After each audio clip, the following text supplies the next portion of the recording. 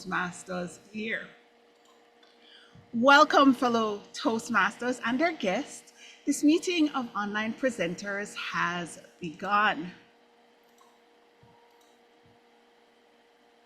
Guests, please note that in order to become a member of our club, you must be a current or former active Toastmasters International member and have completed at least 6 Toastmasters official speeches, or alternately, if you have substantial relevant presentation experience, you may apply for membership after demonstrating your abilities in a 2 to 3 minute speech, which will be delivered at our club.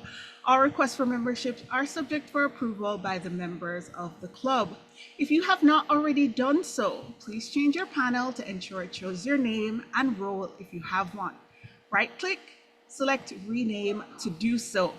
We have members and guests from many countries throughout the world. Thus, as a professional organization, we ask that you please be aware of language or word usage that might be considered offensive or otherwise insensitive due to cultural differences. Please note that we will be recording this meeting. Your video and audio contribution may be used as a part of club marketing purposes. Also, please remain muted when you're not speaking. Coming to us from tomorrow, our current Vice President of Education, please help me welcome Graham Carnes. Yay! I feel like Fozzie Bear doing that, or is it? No, might be Kermit who does the yeah. Anyway, whoever it is. Hello and welcome everybody. As mentioned, my name is Graham Cairns and I am your Toastmaster for this evening. I'm also the stepping in for the President since the President cannot be here this evening. I would like particularly to welcome our guest speaker today, Linda Ugelow. Now, we'll get to Linda's presentation shortly, but thank you very much for agreeing to step in today. We were, as members know, going to be looking at a workshop on evaluation, but instead we have something that I'm really excited about, and that is how to use a medium with which I am not particularly familiar, but anybody who can get 150,000 followers on TikTok and have them engaged, that's something that is worth learning about. So we'll get to Linda's presentation shortly, but before I begin, let me say thank you very much for agreeing to step in at what was relatively short notice. And also, by the way, while I'm on the thank you, Tracy, for arranging this. Tracer is, and I'm sorry, Tracer, I didn't mean to call you Tracy, and then I did it a second time. Tracer has been a real champion in getting this happening. So thank you very much. All right, now, welcome everybody. Tonight we'll have our elections. That will be coming up where we normally have the tip of the day. We have a feature presentation coming up from Linda. We also have 2 of our members giving presentations tonight. There will be a table topic session. It may be a little shorter than normal, but we will have a table topic session. We even have a grammarian who will give us our word of the day. And I'll begin by asking Andrew, if you can please tell us what the word of the day is going to be today. The word of the day is accountable. When you signed your application to become a Toastmaster, you might have noticed that there are 10 promises that you made. Review that and ask yourself the question, are you keeping your promises to your fellow club members? Back to you. Accountable. Thank you very much, Andrew. And I'm being held accountable as Vice President Education for making sure that the agenda works the way that it was supposed to. And anybody who's been looking at the agenda over the past 24 hours will note that it has had a number of changes, and there are a number of changes still coming in. For example, our R counter now is going to be Joni Renee. She wasn't down on the agenda before, but she is now. We don't have anybody listed as a watcher, but I think we do have a watcher, and that's Sherry. I can see that because it's in front of her name. Thank you very much for agreeing to do that, Sherry. The watcher, by the way, for our guests is an unusual role. This club, we have somebody to watch to make sure that we are, in fact, using this environment correctly. We have a chat monitor. That's Alana. Thank you very much for doing that. Our vote counter is the always efficient and multitaskable Carolina, who is excellent at this. We have a couple of speakers. We have Kirthikka and Sam are both giving presentations, plus, of course, as I mentioned, Linda. We have evaluations coming in today from Andre and Jim Barber. We have Marianne has agreed to step in to be table topics master, and Kim, you're down as general evaluator. I see you've put yourself down for that role, which is excellent. Thank you for that. Have I missed anybody? In that case, let's get started. Normally at this time in the meeting, we would have a tip of the day, and that tip of the day might be a leadership tip, it might be a presentation tip, it might be a technology tip, but tonight it's going to be where we tip out the old committee and pour in the new ones. This is going to be our club elections. Now, normally this would be conducted by the immediate path president, and I think strictly speaking that's me, since I started as president and then took over as VPE, and then David took over as president. But anyway, the short version is we do have a roster of people who have agreed to stand. I'm now going to go through those, and I will also call for any further nominations from the floor. We do not, I believe, have how many members do we have here today? 1, 2, 3, 4, 5, 6, 7, 8, 9, 10, 11, 12, 13, 14. Yes, we do have a quorum, so we can hold this election. I have nominations for the president, for the position of president as Marianne Grady. Do I have any further nominations for the position of president? For the third time, do I have any nominations from the floor for the position of president? There being no further nominations for the position of president, I will ask the secretary to record one vote in favour of our incoming president of Online Presenters Toastmasters, Marianne Grady. Congratulations, Marianne, and thank you very much for agreeing to take on this role. We have one nomination for the position of Vice President Education, and that is Joni Laidlaw. Are there any further nominations from the floor? One last time. Any further nominations for Vice President Education? In that case, Mr. Secretary, can I ask you please to record one vote on behalf of the incoming Vice President Education, Joni Laidlaw. Yay, well done, Joni. I'm looking forward to you taking over this role. Now, Vice President membership, the nomination that we have is for Andrei Smolenko. Are there any further nominations from the floor? Last chance. Any further nominations for Vice President membership? In that case, Andrew, can you please record one vote for the Vice President Education, Andrei Smolenko, and congratulations, Andrei. Thank you for taking on that role. Hold on a sec, Graham. Is it Vice Presidents of Membership? Vice President Membership, yes. Is that what you were asking? Did I get that wrong then? I think you mentioned membership and education in a few times. Sorry, Vice President Membership. I should, in fact, shrink this screen down so that I can have both screens open at the same time, so that I'm not going bang, bang, bang, bang. All right, so thank you very much, Andre. Let's move on to Vice President Public Relations. We have a nomination. That's Jim Barber. Jim, are you willing to accept this nomination as Vice President Public Relations? Behind the scenes, Dr. Sunny and I have been discussing Sergeant at Arms, and she's not certain that she can do that as a full-time thing. So she's asked if I would be interested in being, in essence, her assistant. She would be the elected Sergeant at Arms. I would cover for her on those weeks when she couldn't be here. Yep.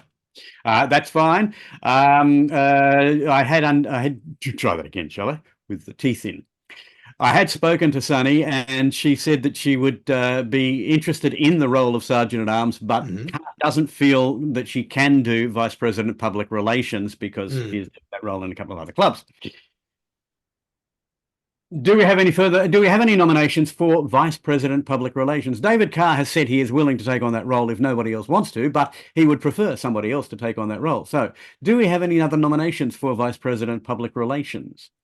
Kirthikka. All right, excellent. We have one nomination for Kirthikka. Do we have any further nominations for Vice President Public Relations? Okay, so Jim Barber is not doing the Vice President Public Relations. Right? That's correct. It is. Jim has declined the nomination for Vice President Public Relations. That's as I understand it. So and Kirthikka has. We'll get to that in a moment. Third nomination and a third time. Are there any further nominations for Vice President Public Relations? In that case, I would ask Mr. Secretary, if you can please record one vote for Kirthikka Devi Venkataram as Vice President Public Relations for 2024-25. Thank you very much for stepping up to that role, Kirthikka. Okay. Now, we have one nomination here for the position of Treasurer, and that's Sarah Idahan. Now, Sarah is not here for me to confirm that nomination, but I will assume that she has accepted that nomination since I was given this slate by David. Are there any further nominations? She has, Graham. She has? Excellent. Good. In that case, are there any further nominations for Treasurer? Third time of asking. Any further nominations for Treasurer? In that case, Mr. Secretary, can you please record one vote for Sarah Idahan as Treasurer of Online Presenters? And in her absence, let me thank Sarah for taking on that role. I've been a Treasurer of an international club. It is not an easy exercise. Now, Sergeant at Arms. As I understand it, Sonny has accepted the nomination as Sergeant at Arms, provided Jim is willing to act as assistant if required. Is that the case, Sarah? Sonny? Yes. Excellent. Excellent. That's what I wanted to hear. So we have one nomination officially for Sergeant at Arms, and that is Sonny Fridge. Do we have any other nominations for Sergeant at Arms? Third time? There being no further nominations, Mr. Secretary, can you please record one vote for Sonny Fridge as Sergeant at Arms for the incoming year? Thank you very much, Sonny. And the last position is that of Secretary. And we have one nomination from the existing Secretary, Andrew Byrne, who has agreed to stay on in the role. Do we have any further nominations for the role of Secretary? For the third time, any further nominations? There being no further nominations, congratulations, Secretary Andrew Byrne. Would you please record one vote on behalf of the club for you to continue in that role? So I thank everybody for being willing to step up. Clubs don't run themselves. They require a committee to do so, and I'm really glad to see so many people willing to step into those roles.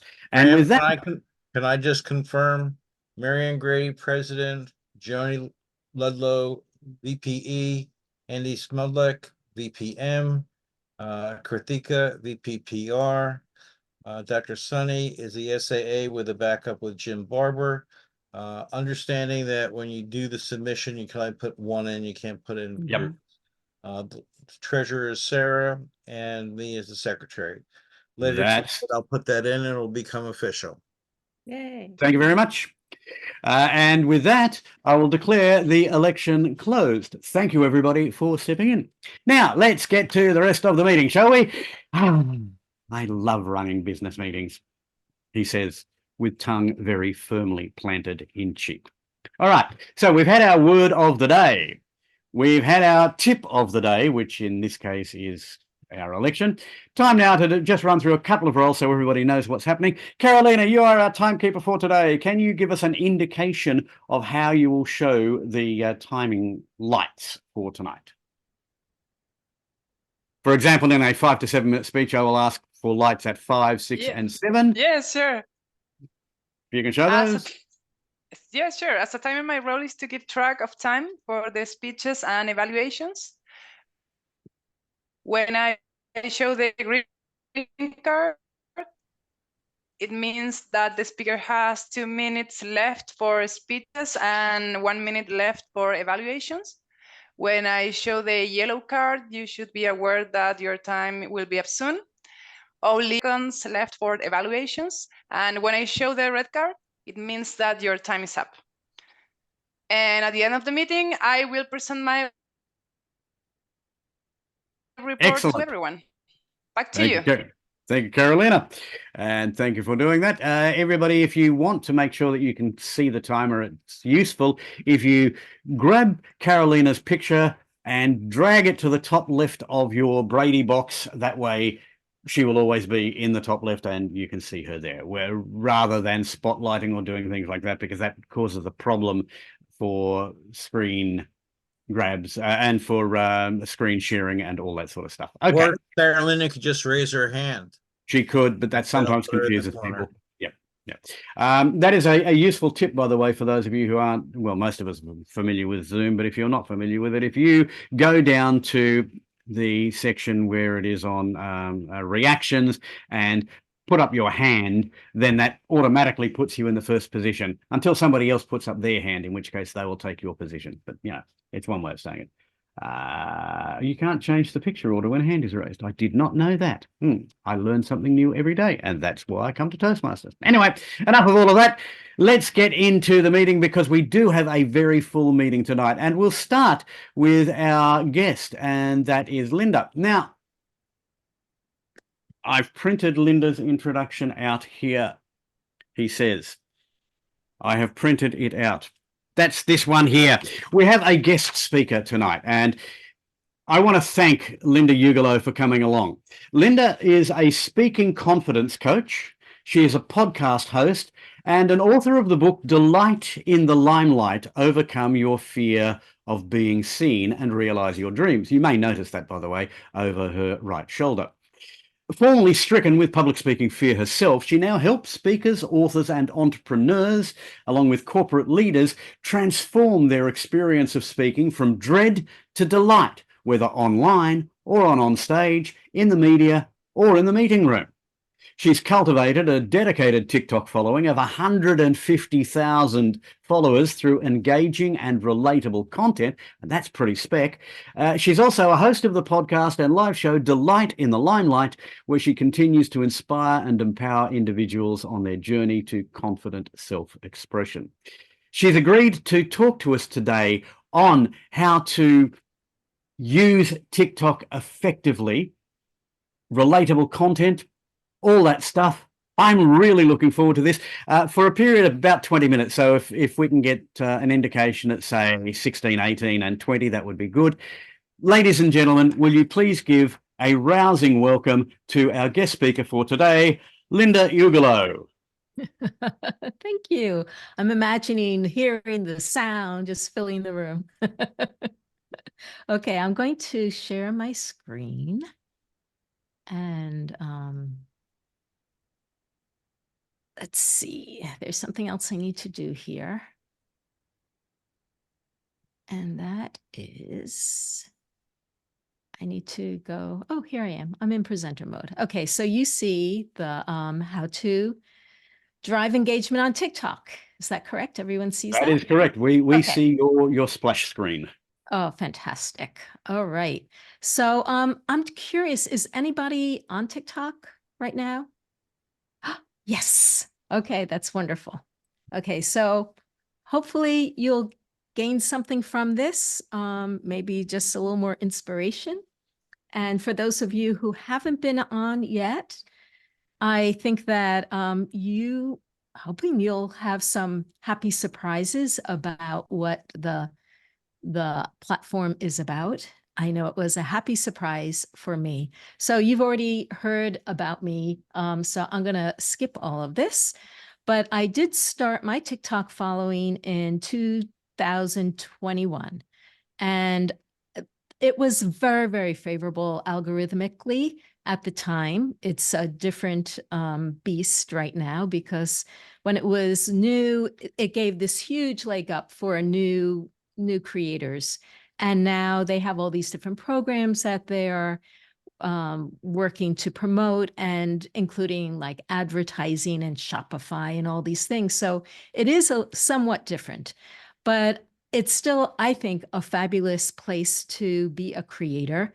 I got paying clients there the very first week, and people always said, oh, is my audience there? Well, my very first client was a bank CEO, and I've gotten doctors and lawyers and people who work at very well-known companies that you've heard of who were in management positions. So I would say, yes, they're there. Now, maybe they're not 6 million of them, but maybe 1 million is enough. So, I mean, it's kind of like, how many of your, the people who you want to relate to, do you need to have on there in order to make it worth your while?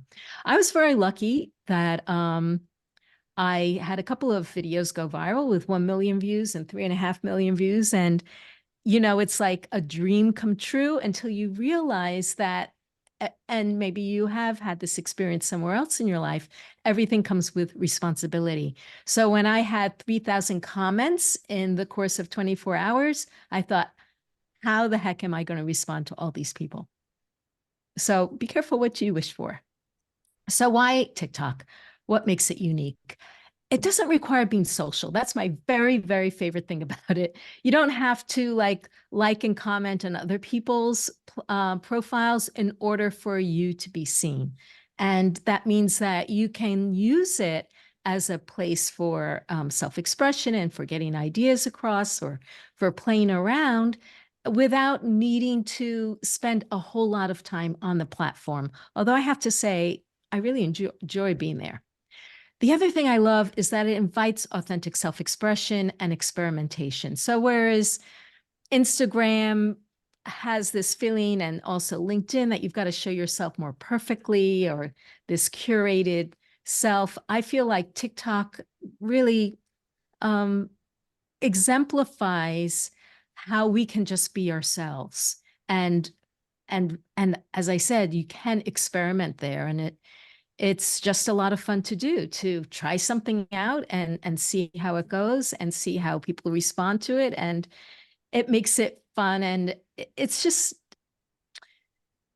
it's like the bar, it's not that the bar is low, but the whole community allows you or is welcoming, and I feel is quite non-judgmental for you to just be yourself. The last thing I really love about it is the kind of vulnerable personal sharing that people feel safe to do. And of course, everybody is an individual, so there's a range. But for instance, I will ask something like, when did you decide it was safer to hide? Because I get to the root causes of people's fear. And I'll have, lots of comments. Things like, my mom was always angry throughout my childhood. She would yell at us a lot. So I found it safe to stay quiet. I just realized it's from my older brother. That's sad. He used to bully me, criticize me, laugh at me. So when people share things like this, I feel really honored because I feel like they feel safe to share these vulnerable, deep parts of themselves, which I would never get on LinkedIn. And I would never get on my Facebook profile page. I'm not active enough on Instagram to know about that, but I just feel this is very unique. Okay, so I'm going to go pretty fast about how to drive engagement organically in 10 steps. And you'll have the recording, obviously. I also have the slides that you can download at the end if you want to do that. So number one, getting set up. So one of the things is that you have to have a very concise description of who you are. So it doesn't give you a lot of characters. I say, overcome your fear of speaking to find your ease, get your book and free kit. So I kind of like very, very, very precise. And one of the things I want you to notice is that I have a link there. And if you are new to TikTok, I really feel like it's important to have another place to invite people to. And if you want to have like a link page, as a personal creator, you need 1,000 followers. However, it's very easy to switch over to a business account and you get a link right away. So if you don't have an account yet, or even if you do, and you don't have enough followers to get put a link in your bio, then I recommend you switch over to a business account until you get 1,000 followers. Then if you want to switch back, I'll tell you a reason why in a minute, then you can do. And the reason why I changed back to a personal creator rather than business account is because they give you more music. And I've been a musician all my life. I like having the variety to choose from. And as in the business account, for some reason, they limit you. I don't quite understand it. The next thing I want to point out on this slide is that there's a playlist in the middle. It says root causes of speaking fear. So once you have created a number of videos that are of a particular type, you can create a playlist. And the benefit of that is whenever I do a video that talks about, the root causes, then I can say, if you want to have, a playlist of all the videos I've done on root causes. Here's the link. And then, or I usually would use it as an engagement thing. I would say yes in the comments, and I'll share you the link. And that way, a lot of people will say yes, yes, yes. And I can share the link, and then people can binge on all the root causes. And the last thing I want you to notice, well, I guess you can see at the top here, it says pinned, pinned, pinned. You are able to pin several videos at the top of your profile for the ones that you want people to see. I think you can do that on other platforms as well. Okay, so mix up the content. That's what I want. Number 2. So as now, this is going to be different for everybody. It depends on your business or why you are on TikTok. I'm a coach, so I'm going to be talking about pain points. Why? Because it allows people to feel like I understand where they're coming from. So I would say that at least 50% of my content is talking about pain points about imposter syndrome, about not liking the sound of your voice, or feeling nervous or something around that. And because I just find that those videos are very engaged with. The next thing I would talk about is myths and mistakes. So people want to know, what am I getting wrong? What should I be paying? What am I, paying attention to that actually may not be something I should pay attention to? Of course, insights and how-tos are big. Behind the scenes is something that I don't do a lot, but I mention it because I think it's very powerful.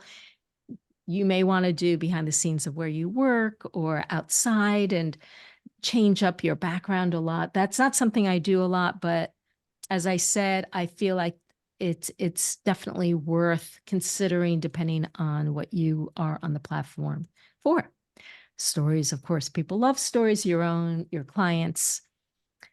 Podcast clips, I have not done this very much, but it's something I personally, as a podcaster, want to experiment with. Book readings is something I just started to experiment with. I'm not convinced that for me, even though I'm an author, that me holding up my book and reading from it it hasn't yet gotten that kind of engagement that my face to camera videos have, or I have some other, if you go to my profile at Linda Ugelow, you'll see I have another style of video that I've been experimenting with that's been doing quite well. The really interesting thing that I love on TikTok is that you can make a video response to a comment.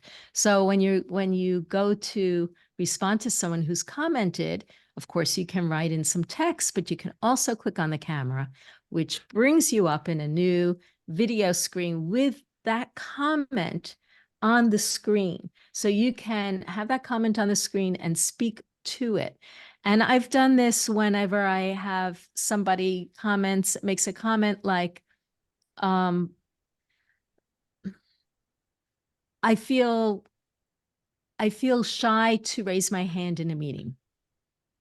And of course I could answer them, but then I think, well, I may as well make a video about this. So I can do that with a video comment. So I think that's a very fun way. And I feel like I don't have any data for this, but I believe that TikTok algorithm favors the original video that the comment was in, as well as the new one.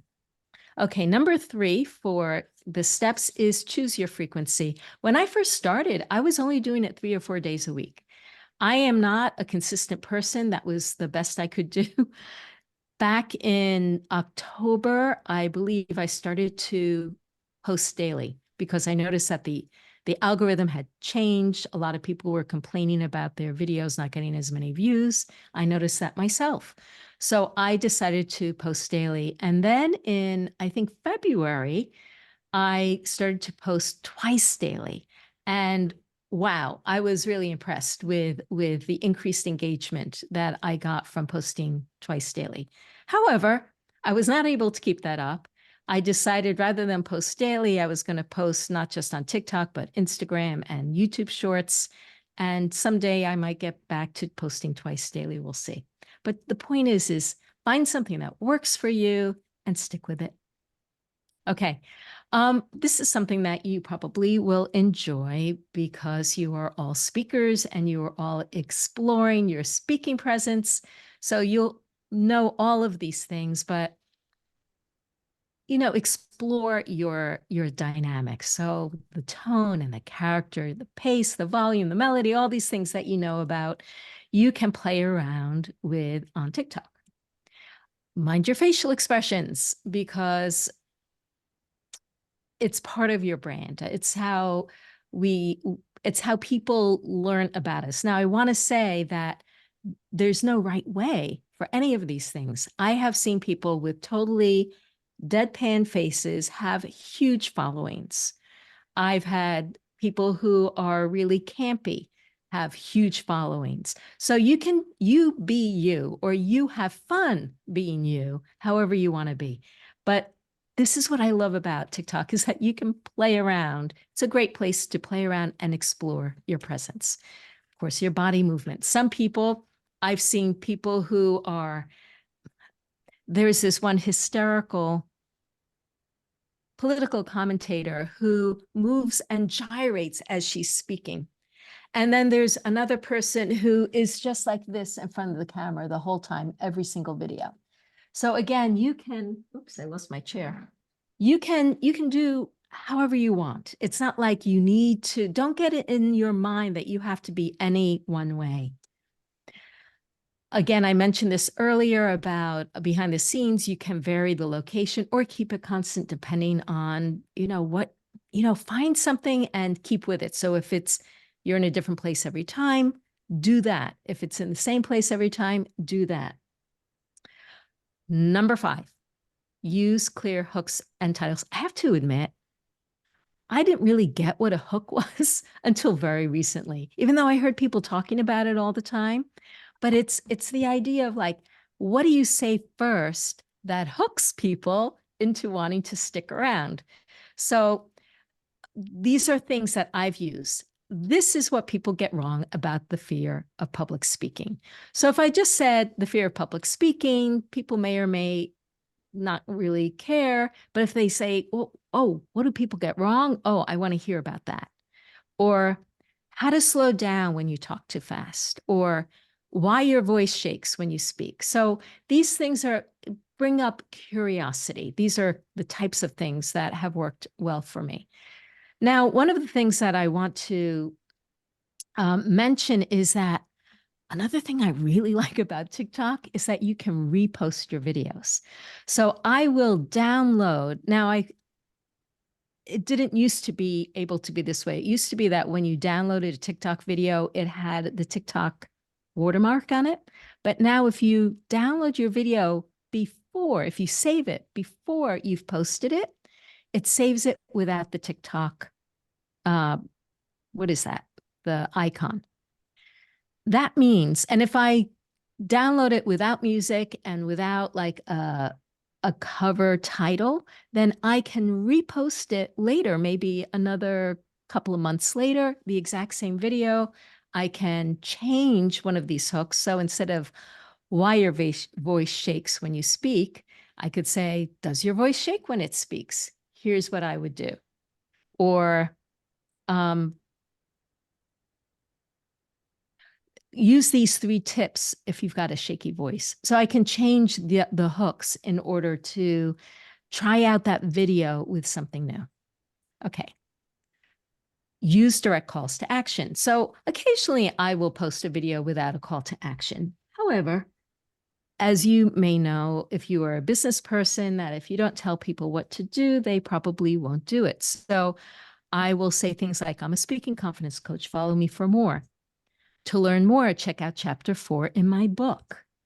Download my speaker preparation checklist. The link is in my bio. So those are like 3 of my favorite ones, but always have something at the end for people to do. A comment is another thing. Oh, share in the comments if this has happened to you. So these are my favorite ones. Okay. Captions. Captions are kind of new on TikTok. It used to be that you didn't have very much space in the description after you've made your video to say much of anything. And I think I only used to use 2 or 3 hashtags, and we'll get into that in a second. But now it's like, I think it used to be 300 characters. Now it's 2,200 characters. That's like Instagram. However, I see very few people really utilizing it in the same way as Instagram. Usually it's a short description, a number. I use more hashtags now. I probably use 7 to 9 hashtags instead of just 3. But oh, you know what? Back. I'm thinking about descriptions, which is, I think, number 8 or 9. This slide is about captions, which is the words that you were saying. So put aside what I just said, it's still applicable, but not to captions, but for descriptions. Captions are when you allow AI to create a script of a word script of what you're doing. To me, it's a no-brainer. I mean, people are watching with the sound off. It helps them with comprehension, especially if your accent is different than what they're used to. And I say here about promote your podcast, I put that there because I have noticed, and it's not something I've experimented with a lot yet, but you can have like words on the screen that are there for the whole time saying something like, be sure to check out the Delight in the Limelight podcast. Whatever it is that you want to promote, you can always have that up on the screen. Okay, so write descriptions. This is what I was talking about. We don't need to do that. We can just reiterate the title or the hook. You can tell a story, ask a question, point to your bio, use a bunch of hashtags. Okay, we've pretty much covered that. Now, conversations in the comments for connections. So this is something I feel like I got wrong at the beginning. People would say something and I would like coach them right away, but I felt like now what I feel is the best thing to do is to ask a question. Because when I thought about what do we do in conversations? We might make a statement, but then we ask questions. So once I started to do that, then I got more engagement because people would, wow, Linda's asking me a question. I want to tell her more about it. So we might go back and forth 6 or 7 times.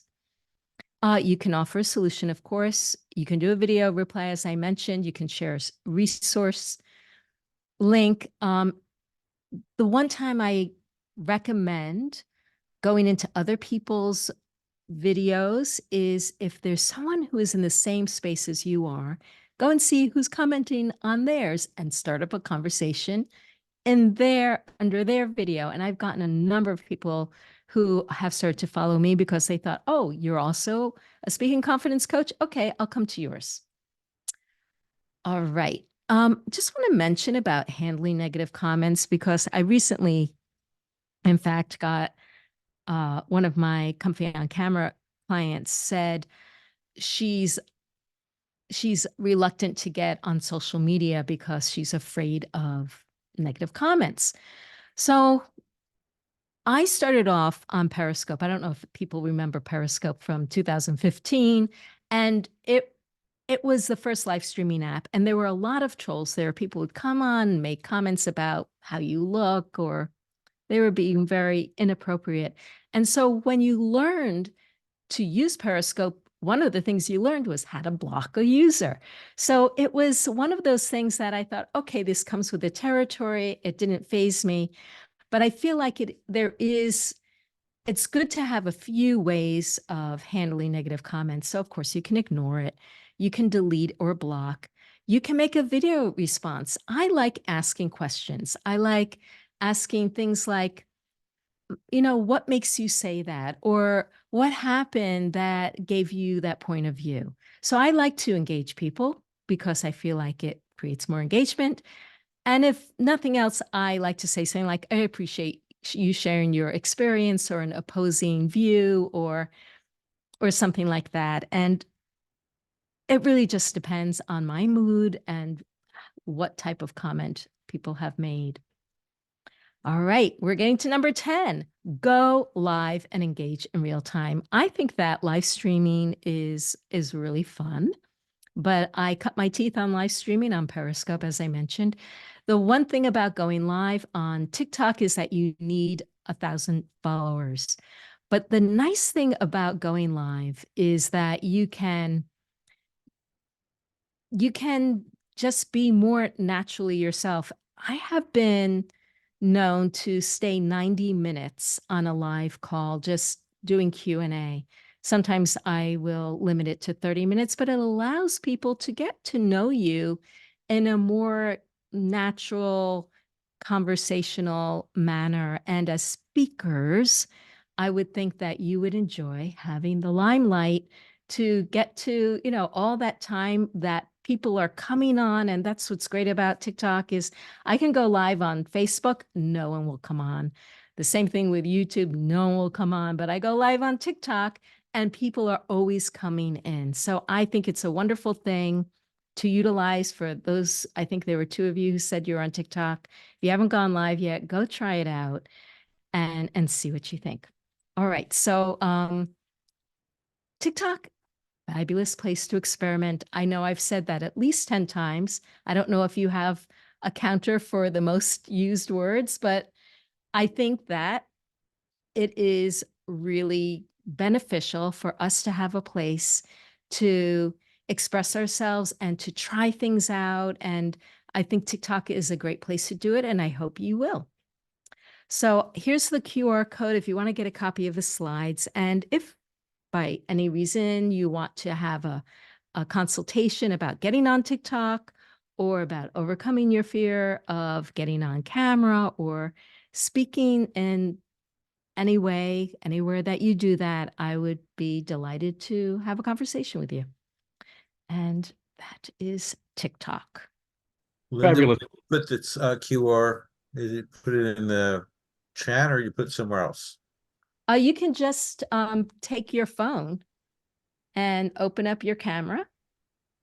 And Yes. just right now, But I don't see the QR code anywhere. It's on the screen. Linda is sharing it to the screen as we speak. Okay, I don't see it. so you don't see the slides. You haven't been I seeing do. the slides? I've seen some of the slides, but It's okay, Andy. I'll do that for you. Okay, thank you. We'll do a clip and put it in the chat. Okay. Linda, thank you very much for coming along today. That has been really interesting. For those of us who don't know a lot about TikTok but are aware of its spread, thank you for that. There have been a couple of questions which I might get to in a moment just before we let you go. One of them being, what happens if your government, that is the American government, bans TikTok? But having said all of that, thank you very much for your presentation. We will let you go in a minute, but everybody, please give Linda a round of applause for coming in and talking to us today. Let me actually ask that question before we let you go, Linda. Have you a strategy if, as appears to be the case, TikTok is banned in the US? Move over. Mm-hmm. Just move over. Yeah, that's one of the reasons why I decided rather than post twice on TikTok that I would get, make sure that all my videos got onto Instagram and YouTube Shorts. Yeah. Mm-hmm. Yeah. I hope it doesn't happen. But, they've threatened this a number of times before. So we'll see. They've also threatened it with other social media things as well. So, yep. All right. Yeah. Before we let Linda go, any questions? If we do have brief ones. Yes, Andre, you have something? Linda, I have a question for you. How much time do you normally spend for TikTok? Creating everything a day. I understand you're creating engaging content and you like to answer your viewers' questions and keep them engaged. To me, it's time consuming. I might be wrong. You're absolutely right. And I would say I usually don't do it at the same time, but I'll check, let's say check in the morning or the evening if there are any comments. Sometimes I'll go a couple of days without checking comments. But in terms of content creation, I can probably get my videos up maybe 20 minutes to make a video and put it across platforms. But I'm trying to get myself, and sometimes I am able to batch my videos. And so I'll make a bunch of content all at once. I try to do it if I'm in the mood. If I have inspiration, I try to like get a bunch so then I don't have to do it every day. And then, but I would say it takes about 20 to 30 minutes a day. Excellent. Listen, thank you very much. We will move on because we have a couple of other speakers that we have scheduled for today. But Linda, again, seriously, thank you very much for coming along today. I found it fascinating. I've grabbed the QR code. We have your TikTok page there. I will be following up because I think there's a real opportunity, not only for us as Toastmasters, but for those of us who are running businesses as well, to work in this space. So thank you very much for coming along. Now, you're most welcome to stay, by the way. You don't feel you have to leave, but we also won't be offended if you have other things to do with your evening, like, for example, preparing a TikTok on what happens when you're asked to speak at the last moment. There's a good one. Well, I am going to leave, but I just want to say thank you so much for this opportunity to share with this, and don't hesitate to reach out if you have any questions. Fabulous. Linda, I thank you very much. Thank you very much for coming. Bye-bye. All right. So as mentioned, we do have a couple of other speakers tonight who are scheduled to speak. And the first of those is Kirthikka. Now, Kirthikka is doing her Strategic Relationships Level 1. This is the evaluation and feedback first speech. And her speech tonight, with a time of 5 to 7 minutes, Madam Timekeeper, Kirthikka will be speaking on rudimentary truths. So, rudimentary truths from the mastering relationships in the strategic relationships path. Please welcome Kirthikka Devi Venkataram. Thank you, Graham. It's vacation time already in India. People have started moving around to new places, enjoying nature. This year, we got locked into our home. We thought of doing something interesting, but nothing worked out. We were like kind of little doomed. So what do? We were thinking a lot. We just made our floor into cushion beds, keeping our popcorn, snacks, and chips ready. We sat in front of the television and started watching movie. We started a movie marathon. Me and my kid were the first in the first place to start this. We started with a movie where we had lion as a king, a human body and horse-legged person with few beavers, 3 kids, and a witch's queen who is trying to conquer for the thirst of power. My kid got curious seeing all these characters in the movie. She started querying me. Are they creatures of nature? Do they really exist? If so, why do they have to attack humans? If they do not have space for themselves, why do they try to conquer our space? And why is this all happening? These questions strike me a little hard. I wasn't able to answer to her immediately.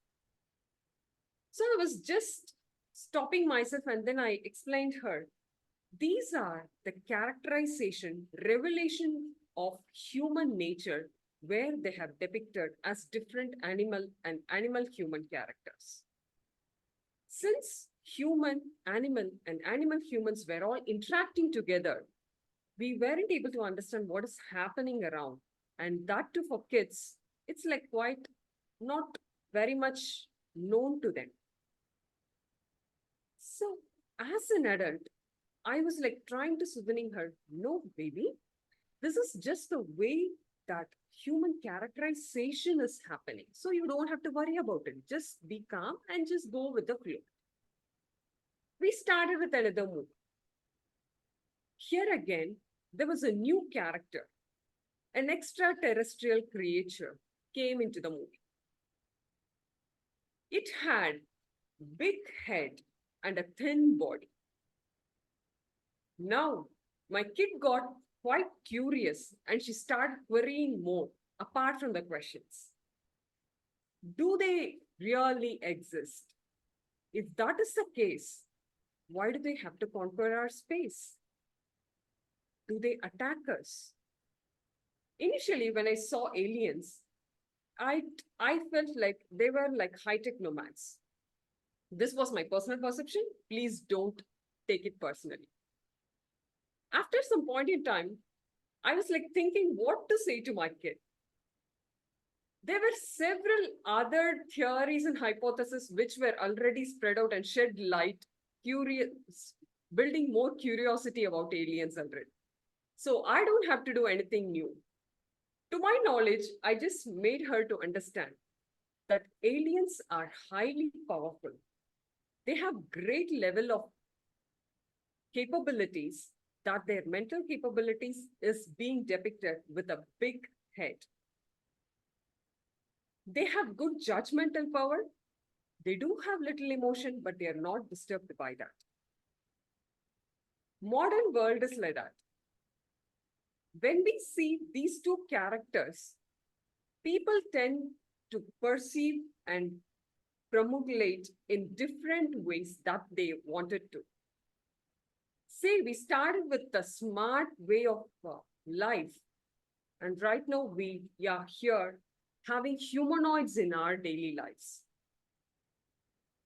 What are we going to do with all these technological advancements? And where does this past, future, and present lies? I was like explaining my kid, baby, these are all visual cues and visual depictions where we have the past, present, and future envisaging things which are being portrayed in the form of arts. My daughter was like not convinced yet. She still wanted to probe more into it. Though this is a sensational topic and we yet do not have any answers about aliens, I just parked my thoughts and discussion over there. Now, what are the powerful lessons that we learn from here is, these are just movies. They are just creations, creative thinking of people which comes out. But what do they depict is the power to conquer, the power, the fight, and the rage that is being encouraged. More than the technological advancement, it is the fight for power is being promulgated in a far more reachable way. Do you think aliens are going to hurt us or humans? Over to you, Ram. Thank you very much, Kirthikka. Rudimentary truth indeed there. Thank you. Although I must admit the connection between aliens and probing was something I was not going to go into.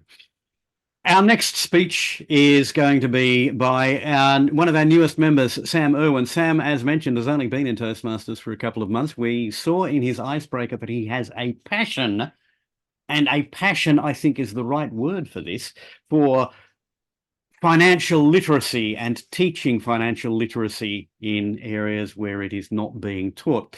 So with a period of 5 to 7 minutes, again, with lights at 5, 6, and 7, will you please welcome Sam Irwin with The Importance of Financial Literacy. The Importance of Financial Literacy, Sam Irwin.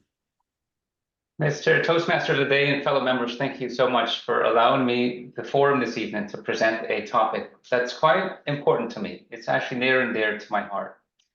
And that is the importance of financial literacy. And the rhetorical question I want all of us to contemplate by the end of this call is this: should financial literacy be taught at a much younger age in schools, in our education system, irrespective of what country we live in? Should it be taught at a younger age? So that's the question I want all of us to kind of ponder as I walk away from this chat. Now, this is an important topic for me, not because I've been a CPA for the past 20 years. It goes much deeper than that. I have personal experience with this topic. You see, back in the early 2000s, I was living in New York City. I had just graduated from a very reputable business school in New York, and I had just signed with a multinational accounting firm in the city.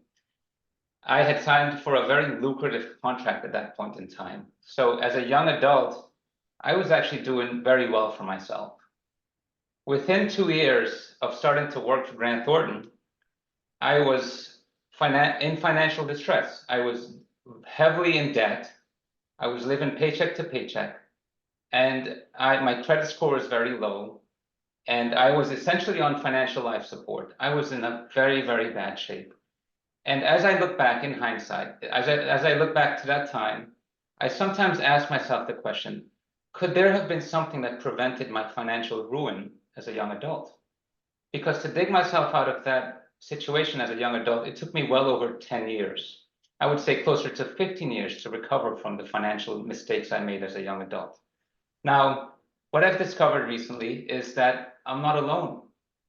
Payroll.org runs a national payroll survey every year, and one of the questions they tend to ask is this question: if your paycheck is delayed by a week, what sort of difficulty will that cause on you in terms of meeting your current financial obligations? This is paying your rent, putting food on the table, whatever it may be, whatever your financial obligations are. How difficult would it be?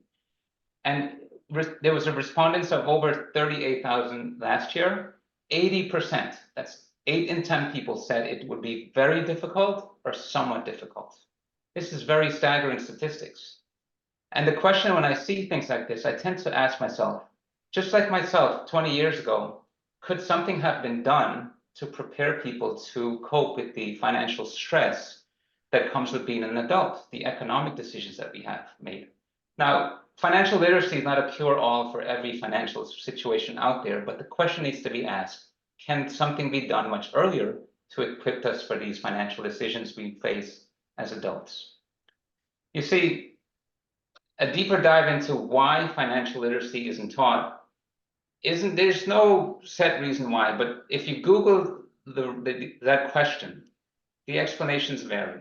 The first one says we don't have enough instructors to teach finances. The second one is my personal favorite. It says that personal finance isn't part of a standardized college entrance exam here in the United States. So if it's not tested in the SAT or ACT, we shouldn't teach it. To me, this is very poor. We should be able to do better to equip our young people to handle the stress that comes with financial decisions later on, because it's quite important. And as we all know, financial decisions that we make as adults have lasting impacts. There's 3 reasons why I think it's important. There's 3 main reasons why. There's many reasons, but these are my 3 favorite reasons why I think we should teach financial literacy at a minimum in high school. The first one is it'll improve financial decision-making abilities. When I came out of college, I was given access to lots of credit card, auto loans, without some companies even checking my credit history. So I was given an abundance of credit. And guess what I did? I took it and I spent every dime of it and then some. I made really poor financial decisions as a young adult because I was not equipped with the education needed to make sound decisions. Now, if we teach young people these important decisions, it will then allow them to lead a better person. It'll provide them with better financial stability. That's the second point I want to raise. And with that, they can save for emergencies, they can buy a house and make long-term investments. And then finally, my favorite is where I'm at in life. It will allow you to actually be more entrepreneurial. With a solid financial footing, you become more entrepreneurial in your spirit. It improves your business skills. And then with those business skills, you open businesses that aid the local economy. So these are my 3 favorite reasons why. You see, our guest speaker this evening, Linda, brought up a very good point. Personally, I want to effect change in the next generation. I want to bring this specific topic to my local community, to my local school board, and to stress the importance of teaching financial literacy to the young people. The reason why is this. It's simple. It's a simple reason why. When we asked Gen Alpha in 2040, are you living paycheck to paycheck? And if so, why are you living paycheck to paycheck? I would like them to say, no, we're not living paycheck to paycheck. In fact, we have been taught financial literacy at a young age. We know the importance of it, and we've made sound decisions to prohibit the same things that ail Gen Zs and so on and so forth from making the same financial decisions in our lives.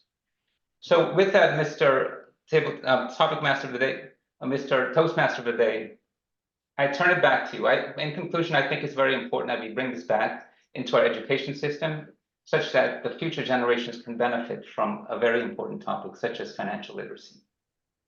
Samuel, thank you very much. I think you're speaking to the converted here. I've been watching the comments, and yes, well done, and congratulations on your passion. When I first joined Toastmasters 40 years ago, we had a 15-speech manual, and the second speech was be in earnest. You had to speak about something that you really cared about. And I'm really glad to see Sam picking up on that concept of speaking about something that really means to him something important. Thank you for that. I noticed that we have a time of 6 minutes and 8 seconds for both of our speakers, which means both of them are eligible. Do we have a vote counter tonight? Are you going to be vote counter as well, Carolina, since you're always really good at that? Keep an eye out for the vote counter to come up in the chat, and when it does, vote for either Sam or Kirthikka for best speaker. Let's move on now to the table topics, and we're going to have to be fairly short with table topics tonight because we are running quite behind time. Mea culpa, mea maxima culpa, or mea culpa maxima, whichever it is. Marianne, table topics master, all yours for, say, 10 minutes if we can, at the most. Okay, good evening, everybody. We'll make it fast. Table topics is where we practice our impromptu speaking skills. I will call upon you, give you a question, and you have 1 to 2 minutes to respond. So first up, I am going to call upon Sherry. My questions tonight are going to be related to patience. And a quote that I have here is, patience is not simply the ability to wait, it's how we behave while we're waiting. And that was from Joyce Meyer. Your question, Sherry, is patience in leadership. How can leaders demonstrate patience while still driving progress and achieving goals? Thank you, Table Topics Master, for that question. How can leaders show patience and also meet their goals? Many ways. I find that some people in leadership roles may not be patient, especially when they're interacting with their direct reports. There are times, and I witnessed this at my company, in my department, where one of my coworkers may ask one of the leaders within the department a question, or that leader could be walking by on the phone very quickly, and that person could ask the leader a question, and the leader is ignoring them, not having patience to put the phone, not necessarily put the phone down, but to let them know that, you know, they can come into his or her office later to maybe discuss the issue that that person is having. The one thing I don't like to see is where leaders they don't show empathy or compassion for people, especially when they're going through an issue. It kind of feels like two different worlds sometimes between certain leaders and people in a different position.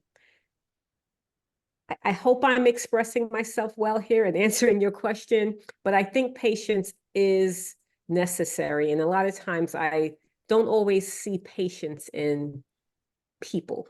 And I think it's important, especially leaders, because a leader should always be a person who is teaching others, right? Teaching others different things, how to be a leader, how to be patient, all of those things especially patience, is part of being a good leader. Back to you, Table Topics Master. Thank you so much, Sherry. And you're right, a lot of people don't practice patience. Next up, we're going to talk about patience in pursuing goals. And somebody I've been speaking to recently who's been talking about a lot of goals has been Teresa. So Teresa, your question, what role does patience play in achieving long-term goals, and how can individuals stay motivated during the journey? Great question. Thank you so much, Marianne. I think patience is a part of the long game. And when you have big goals, it's wonderful if you can chunk it out and actually enjoy the milestones and who you're becoming along the way. And that's something that I love to do, is to take time to celebrate the wins. I have an accountability practice with some friends, and we celebrate our wins every week. Like, hey, and I think that that's a really beautiful thing. And for me, long-term planning is a bit of a challenge. I grew up with a lot of quick wins. I really enjoy the quick wins. But having long-term goals, it's easy for me to lose focus on how far you've come. So I like to look back, take in the view, and just see how far I've come and how I've changed. And I also have friends that reflect that back for me, which I find incredibly helpful. They'll say things like, "You couldn't have done that 6 months ago. I see you a year ago. That was something that wasn't even in your wheelhouse." And those words mean more to me than the entire journey that I've been on. And I'm like, yes, somebody else sees it. Okay, cool, thanks. Because I can't always see it myself. And I love it when they reflect back my progress. And so it's a team effort, right? And so I think that's another thing, is like, who adds fuel to your fire? And do you have a circle of influence where you're supporting and cheering other people on as well? And so we just kind of look out for each other in that respect as well. So yes, patience in the long run. And sometimes it's best when it's accomplished with a tribe. Thanks so much. Back to you. Well, I think you are a great person to have in one's tribe when it comes to that kind of feedback and celebration. So thank you for that. Now, one last question, Graham. Do we have time? Okay, we'll call on Andy Byrne. Andy, this one is on overcoming impatience. Share some tips or techniques for managing impatience in high stress situations. That is an excellent question, Marianne. And it's hard because that's who we are as human beings. We are genetically wired to respond to the fear response.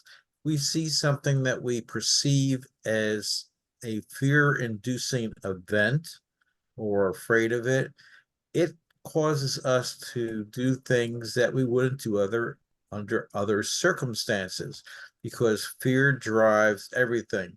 It drives release of hormones that accelerates your heart rate. It addresses your sweating increases and a whole host of other things. Because of that, human beings are geared up to respond to fear. The response to perceived fear, whether it's real or not, is an important aspect of the fear response. And you can't get away from that. It's just who we are. Thank you, Marianne. Wow, there were some good tips in there, but I don't know if I agree with you that fear drives everything. So now, as I close, I'm going to give you one more quote, and it's from George Saville. "A man who is the master of patience is the master of everything else." Back to you, Graham. Thank you, Table Topics Master Marianne, and thank you for those thought-provoking questions. I'm looking at the agenda. We are running well over time, and I have to be accountable for that. I am the Toastmaster of the evening, and I also put the agenda together. She's going to whack me upside the head for that, no doubt, as part of her general evaluation, but she's going to do it gently because she's such a lovely person. For the general evaluation session, please welcome our GE for tonight, Kim Leeming. Oh, I should call for votes, by the way, for best speaker, best table topics. Were they all eligible, Carolina? Yes. Good. So vote for table topics. It's in the link. Done. Kim, all yours. I'm going to go away now. Thank you very much, Graham. And Graham cannot take all the credit for the lateness of this meeting because I partook in that as well by just freaking out over not being able to cram everything when I was previously signed up for Toastmaster today into today's meeting. And I actually think you're doing a wonderful job, Graham. So thank you very much, Graham, fellow Toastmasters, and dear guests. As Graham mentioned, my name is Kim Leamy, and I'm honored to be your general evaluator for tonight. What an awesome meeting we're having. We are now entering the evaluation portion of the meeting. As general evaluator, my role is divided into 3 parts. 1 is to introduce the evaluators for the prepared speeches. 2 is to reintroduce tonight's assistants and ask for their very short respective reports. And finally, I will give my general evaluation of the overall meeting. The first evaluator for tonight is Jim Barber. He will be evaluating speaker number 1, Kirthikka Devi Venkataram. Please welcome Jim. My fault. I changed that around. It's Andre. Oh, Andre. Please welcome Andre Smolenko.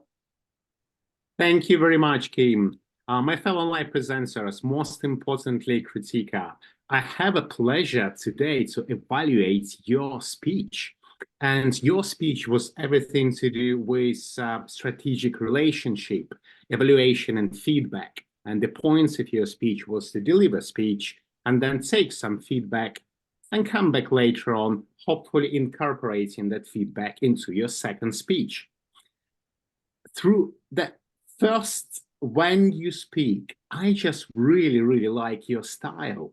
It's conversational, it's engaging, and you start telling a story about the holidays in India and it's summertime, and you watching movies with your children. And then when you watch the different movies, your child start asking you questions. Mom, what about that? Mom, what about that? I find that an extremely useful technique that everyone can really use effectively in their speech. It's just so easy to present any sort of opinion in a child's mouth. And then as a caring mom, you explain slowly and surely what things are right and what things can be changed. And in your title, Rudimentary Truth, I get it right at the end of your speech, because you took us through the journey about human beings, about animals, about humanoids, and then extraterrestrial as well. And the big puzzling question is, Mom, are all those scary creatures more dangerous than humans? This is what I took from that speech, because indeed, in our lives, it's really important to give that impression and put some food for thought into everybody's minds, including our children. So it was well constructed, really powerful story for everyone to hear. At the same time, I would like to make a few recommendations that perhaps you could consider. And recommendation number 1 is, we all have it. Look into the camera. Through all your speech, I've noticed you were looking slightly kind of down. Again, now you're looking into the camera straight on. So perhaps you could just take that into account. And recommendation number 2, perhaps you could just underline 3 main questions from your children and just make a bullet point on them and spend a little bit more time just giving your careful consideration or just bringing it into, into life, because points of 3 or the power of 3 is really well connected. Overall, I really enjoy your speech, Kirthikka, and thank you very much. I can't wait to hear the next speech. Back to you, Madam General Evaluator. Thank you, Andre. You really are holding Kirthikka accountable for her speech tonight. What a wonderful evaluation. Next up, we will have our second evaluator for tonight, which is Jim Barber, and he will be evaluating speaker number 2, Samuel Irwin. please welcome Jim. Thank you, Madam General Evaluator, and especially, of course, Sam. Sam, I'm going to do this in a hurry because we are running short of time and I've got a lot that I want to talk about. You are relatively new to, you're very new to Toastmasters and to online presenters. And I've gotten the feeling that you're somewhat insecure about your presentation skills. Stop it. Your presentation skills are great. If you didn't tell people that you were new to Toastmasters, frankly, they wouldn't know. You are conversational, you are authoritative, you do everything properly, you are accountable. That has nothing to do with anything, but I wanted to put the word in there. Your presentation skills are top notch, very, very good. Your content, you addressed a complex issue and yet you didn't talk down to us, but you made it understandable. You have enthusiasm. That's the greatest part about it. You are sincere in what you're talking about. You have enthusiasm for it. This was a great presentation. I do have one suggestion for you. It's a bunch of suggestions, but it's combined into one. And I want to stress that it is only for online presentations. If you're doing an in-person presentation, forget everything that I'm about to tell you. But if you're on camera, this is important. Let me see if I can bring it up now. There we are. This is what we saw when you were speaking. You are up there, that little tiny box, and a little tiny person in that box. You're the star of this presentation. Believe it or not, people are not interested in your content. They are interested in your interpretation of your content. Sam Irwin is the star of this presentation, and Sam Irwin deserves more than this exposure on the screen. So, couple of ways to fix this, the easy one and the harder one. The easy one is get closer to the camera, kind of like you are now. Last time I checked, I pulled that off, but I think you're closer to the camera. Use more of the visual frame, and so even though the visual frame is small, at least we'd be able to see you a little bit better. That's the easy one. The harder one is when you have the opportunity, as you're able to do it, use OBS Studio or something like that to find some way to put your picture in the slides themselves so that you're not such a tiny part of this thing. It's an obvious that Sam Irwin is talking about financial literacy, and that will take this presentation, which was very good, and knock it out of the park. That's my only suggestion for you. This was a great presentation, and I'm looking forward to other ones. Madam General Evaluator. Thank you, Jim. Now, could I please call on our timer, Carolina, to give us the evaluator's timers report for tonight's evaluations? Take it away. Andre, 3 minutes and 15 seconds, and Jim, 3 minutes and 5 seconds, both qualified. Thank you. As you heard, both the tonight evaluators did qualify. So thanks to everyone in advance for casting your votes now for Best Evaluator for tonight's meeting. And if you haven't done so, please also cast your vote for Best Speaker and Best Table Topic. Next, we'll be reintroducing tonight's team of Toastmasters who helped run tonight's meeting so smoothly. They will each give their 30-second to 1-minute report. First up is our counter, Joni Renee Laidlaw. Please welcome Joni. Thank you, Madam General Evaluator. Well, today we did have some uses of ums and ers, but mostly conversationally. Graham, when he was going through the elections, did have his moments, as well as one slip up when he was talking to our guest. Now, since Linda is our guest, she did have some ums, ers, bunch of double crutches, but you know what? Because she's a guest, we will give her grace. Just a quick tip for Kirthikka. Always keep water. Have your water before you start speaking, because while a cleared throat is not a crutch, it also does affect your speaking. Overall, we had a really good use of language though. Great use of language, online presenters. Thank you, Joni. Next up is our grammarian, Andy Byrne, with his report. Please welcome Andy. Thank you very much. The word of the day was accountable. The following people used accountable in one form or another: myself, Graham, Marianne, Kim, Jim, and Joni. Thank you. Thank you so much, Andy. That was so quick, I wasn't ready. Tonight's watcher for tonight is Sherry Blake. Please take it away, Sherry.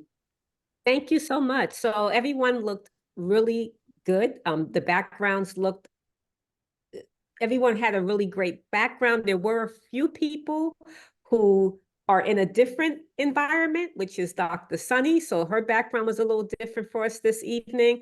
I loved Andrew's background with the roses. That was a little different for him.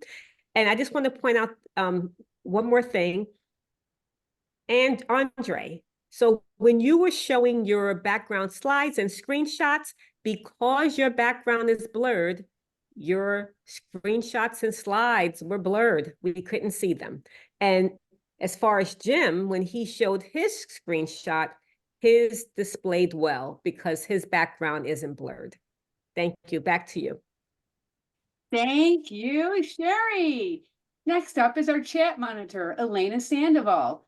Please welcome Elena. Hi, everyone.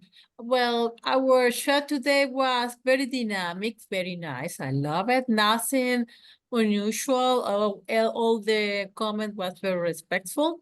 Based on these topics that was a little bit conflictive about the ban TikTok and all this problem of the financial from the young people. I love it the way how the people share all their ideas, comments in a very respectful way. Thank you. Back to you. Thank you, Elena.